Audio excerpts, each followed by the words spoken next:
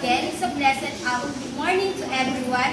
I'm Bianca G. Romero, currently taking Bachelor of Secondary Education, major in Social Studies 2D at Tarlac State University. So today, I'm the first reporter, and my topic is all about Sub-Saharan Africa. So Sub-Saharan Africa is geographically in the area of African continent that lies south of the Sahara. And according to the United Nations, it consists African countries that lies south of the Sahara. So in Sub-Saharan Africa, they have 49 countries and they have over 2,000 languages. And 60% of population is under the age of 20. So that's why they call beautiful region in the world. So kung nakinig kayo kahapon yung report, yung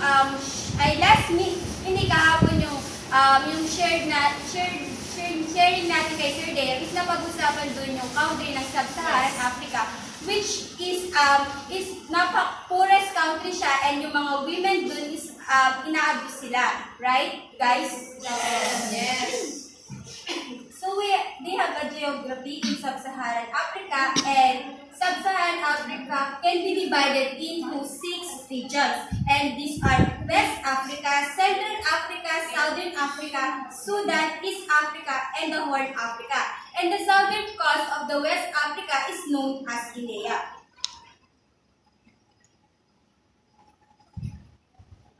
And this is the Sub-Saharan Africa political map. And if you see this the map, diba, talagang mapapansin natin is southern half talaga siya ng Sahara. So that's why natinawag siyang Sub-Saharan Africa. And in terms of biomes or vegetation zones, Sub-Saharan Africa consists to the rainforest core at the equator, and around which lies the great stretches, which is the savanna or grassland, and beyond line naman is yung Sahara Desert. Ito. Then yung relatively small is Kalahari.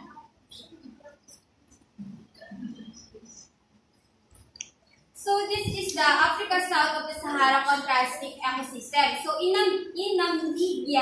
Namibia is the experience desert, Mali experience steppe, and Kenya they experience savanna, and of course Congo they experience tropical rain forest.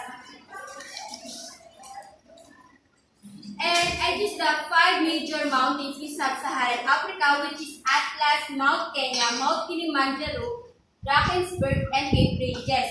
So if you don't know that Mount Kilimanjaro is the highest mountain on the African country, na meron siyang 19,340 feet na location in Tanzania, and the above sea level. And yung Mount Kenya naman is the second highest mountain in Africa. So this is the 5 major basins in Sub-Saharan Africa, which is Djibouti, Chad, Sudan, Congo, and Kalahari. And Kalahari is large lowland area covering over 2.5 million kilometers per square. So that's why siya yung nasa ilalim dito.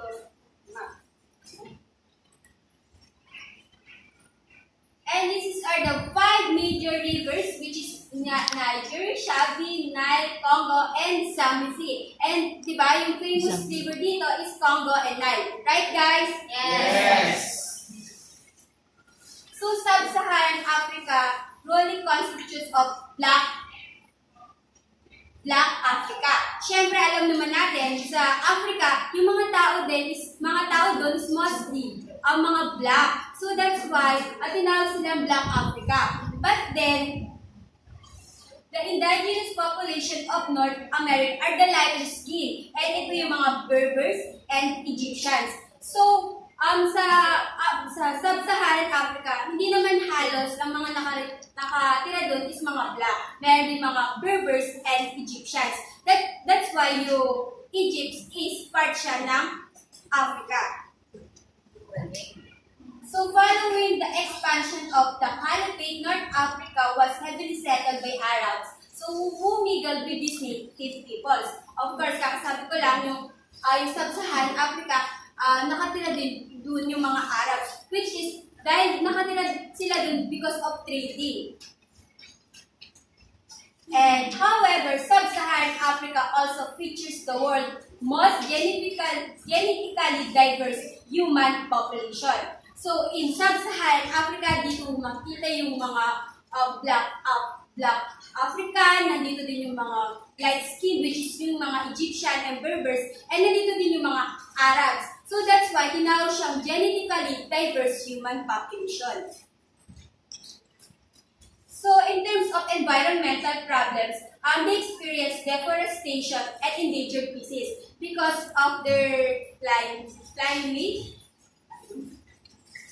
of our environment. So, they experience deforestation and endangered species. And yung deforestation is caused by commercial logging. Dahil nga sa pagpuputol ng mga puno kasi yung mga karamihan doon is yung hanap buhay nila yung nakatira sila more all in forest. So, Sub-Saharan Africa and Eurasia was sharply limited by the Sahara Desert. So, Sub-Saharan Africa is dependent in Europe in 1960s. So, one major consequence of this isolation was lack of access to the innovation of Southwest Asia, where many of humanity's fundamental technologies. So, includes that dito yung writing, agriculture, shelting, and the will were first, na kung saan they first achieved. And also, yung Sub-Saharan Africa is the rate of fundamental technology, especially in the case of agriculture. And most of Sub-Saharan Africa did not experience of cities. And let's proceed in civilization in Sub-Saharan Africa. So first is early Nubian civilization, circa 2000 to 1000 BC. So, the Nubian civilization lives in the Egyptian shadow. In the shadow of Egypt, rather. So, Kush, or circa 1000 BC to 300 AD, yung Kush namin, Nubia flourishes as the independent kingdom of Kush.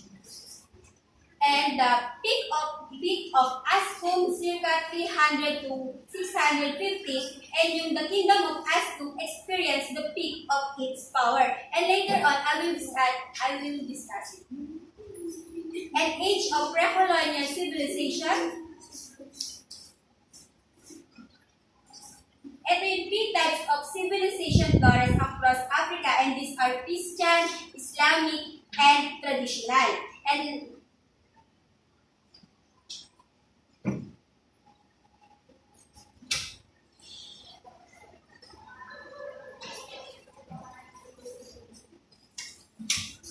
And yung colonial Africa circa is 1818 to 1980. So European powers, especially Britain and France, seized and governed Africa. And last but not the least is modern Africa, circa 1980 to present. And Sub-Saharan Africa is governed by its modern vision. So let's start in Nubia civilization. So, Nubian civilization in Sub-Saharan Africa began in the land of Nubia. So, dito nag-start yung Sub-Saharan Africa in Nubia. So, Nubian civilization was born circa 2000 BC with the rise of the city Kerma. And yung Nubia kasi malapit siya sa Nile River, northern Sudan, and southernmost Egypt. And yung mga Nubia kasi, kung nakinig kayo kanina, yung Nubia is shadow of Egyptian. So that's why yung Nubia kasi parang sila lang yung manggagawa or parang naghahanap buhay sila para sa mga Egyptian. Mga Egyptian. So, that's why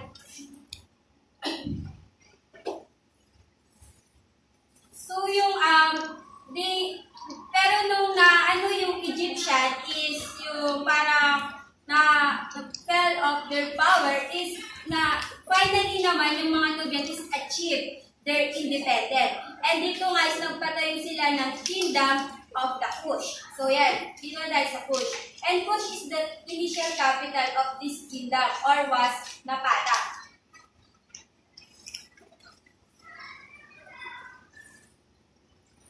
But then yung Kush kasi, parang ano lang siya sa Nubian civilization to Kush. Pero ang nag-start talaga yun is the Nubian. Pero yung Kush kasi parang kingdom lang.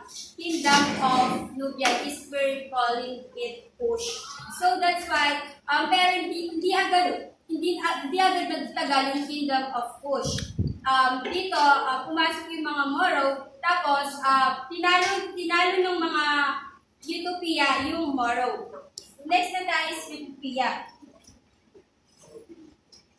So Utopia is the next great power of sub-Saharan Africa was Ethiopia. This state emerged circa 100 and has remained an independent power. So Utopia nga, because natalo sila sa Moro, kaya binigyan sila ng independent power. So Ethiopia is known as Asco. Its capital city had the same name. And Asco flourished mostly brilliantly in the period between the fall of Kush. So yun nga, yung nanalo na yung, kaya tinawag silang brilliantly in the period between the fall of Kush is because yung Ethiopia is nanalo sila sa Moro. So Asco embraced Christianity which arrived in Ethiopia via Nubia. So yung way back tayo sa Nubia is yung Nubian civilization din is embraced in Christianity. And last of this is yung Aksumite wealth was based largely on control of Red Sea trade. So yung Aksumite wealth was based on largely on control of trade. So, hindi dahil sa mga other civilization, hindi sila nagtatagal. So, natalo din yung Ethiopia because of their economic. So, age of pre-colonial civilization. So, the sub-Saharan age of pre-colonial civilization is span CR 650 to 1880, while ancient Sub-Saharan Africa was almost bare of cities. The period of circa 650 to 1880 featured a rich variety of civilization. So, in pre-colonial, dito they have three types of civilization: the Christian, traditional, and Islamic. So, yung Christianization is limited in Nubia and Ethiopia. So, kung nakinig kayo sa akin kanina, di ba nga, sinabi ko na yung this civilization is they embrace Christianity. So, next is traditional, in the sense of indigenous. So, nandito yung Congo kingdoms, Lake kingdoms, Southern kingdoms, and Forest kingdoms. And later is, I will discuss it, and Islamic is through the southern half of the Sahara Desert, and the most powerful sub-Saharan Islamic states is Sahara Empires.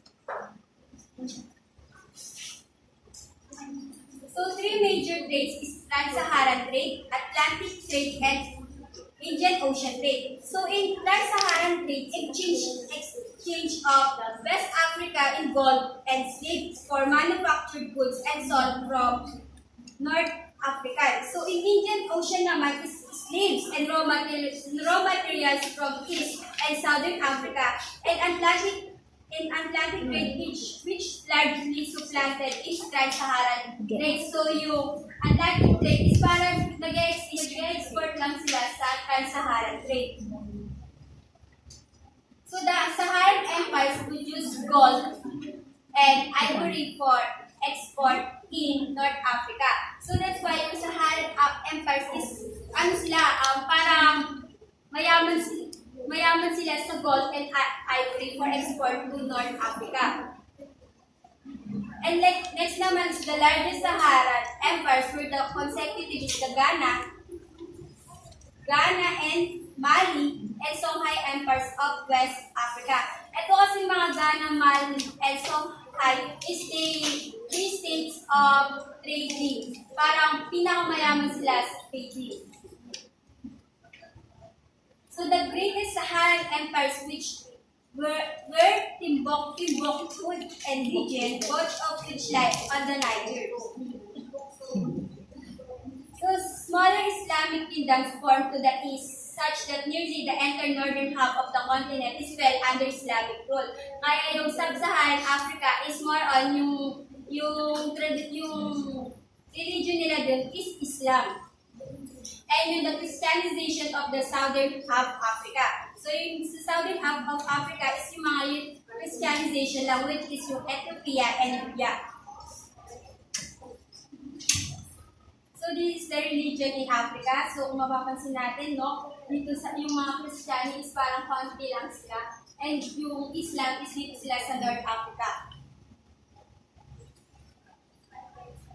So the East Coast city-states, the largest of which included Mogadishu and Mombasa, were founded by Arab traders. Kaya yung sa Sub-Saharan Africa is mostly yung mga nakatira doon is Arabs because of traders. And yung dito sa Mogadishu and Mombasa is yung mga namumuno dito is mga Arabs. So four major zones of Guinea was home to a variety of state-known, the forest kingdoms. So sa traditional kasi, hindi sila agad napansin because of lack of written records. But then, napansin sila because nasa civilization sila. Yung etong mga apat na to. So first is forest kingdoms.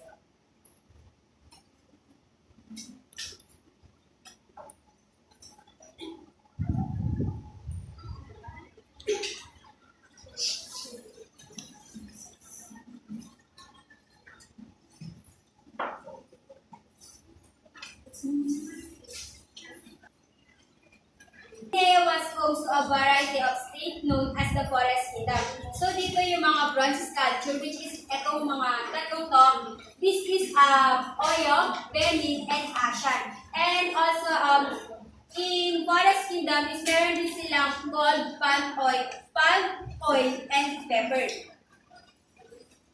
So next is Lake Kingdoms. Yung tatlong to, which is the Congo, Burundi, Rwanda is mga greatest lake kingdom in East Africa.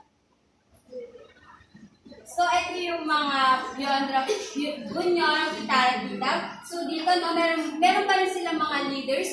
And in Uganda.